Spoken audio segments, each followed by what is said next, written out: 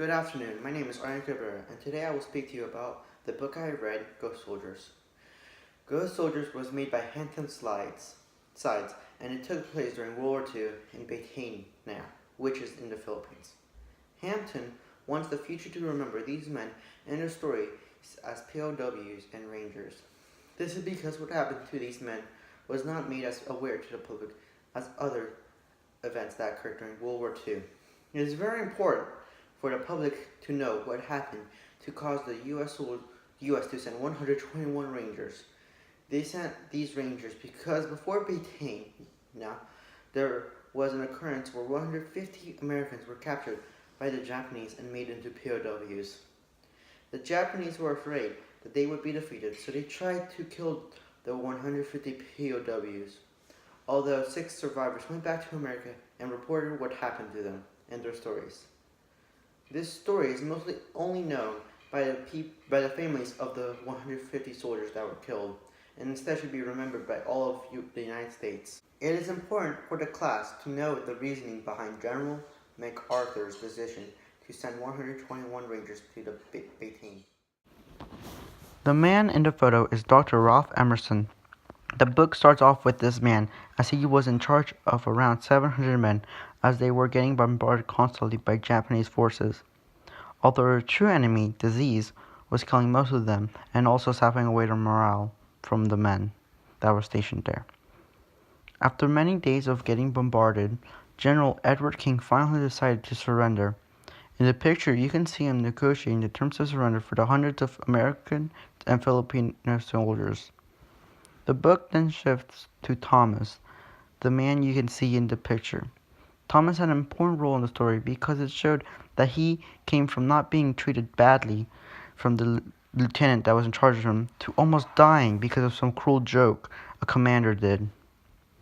Finally, the start of the Bataan Death March started, which killed thousands because the man in the picture, Masura Homa, commander of the Japanese army that captured Bataan, underestimated the number of people that were participating in the death march.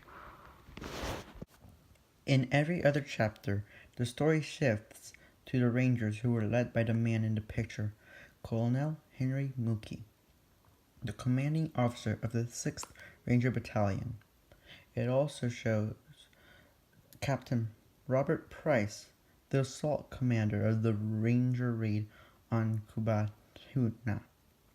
We should remember these Rangers for the heroic deeds they did at the end of the story by saving the 513 surviving POWs who thought the United States has forgotten about them, so they call themselves ghosts.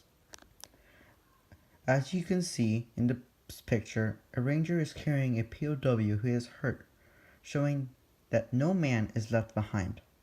In another picture, Colonel Mookie decides to meet Dr. James Duckworthy, who looks very happy from getting out of prison. In this picture, you can see A.B. Abraham greeting Ranger Donald Adams. Where the following 3 pictures symbolize is thankfulness and unions of all the Rangers and POWs being together. In this following picture, you can see some of the Filipino guerrillas that helped the Rangers rescue the POWs. If it were not for them, many would have died. The citizens also helped out. In the picture, you can see some citizens carried the passengers to safety with their water buffaloes. And they also did more things, like smuggle some food in to help the soldiers survive a bit longer. We should remember these soldiers and citizens for their heroic actions that they accomplished on this day. In conclusion, the book Ghost Soldiers, the forgotten story of the World War II's most dramatic mission by Hampton Sides, was created so we can see in the perspective of the POWs and their hard struggle to survive in both Bataan Death March and the prison camps, and also to see the perspectives of the 121 soldiers and their mission, the Great Raid, and the struggle they faced through 30 miles of hell past the Japanese lines. We should not forget this story, and more people should know about it.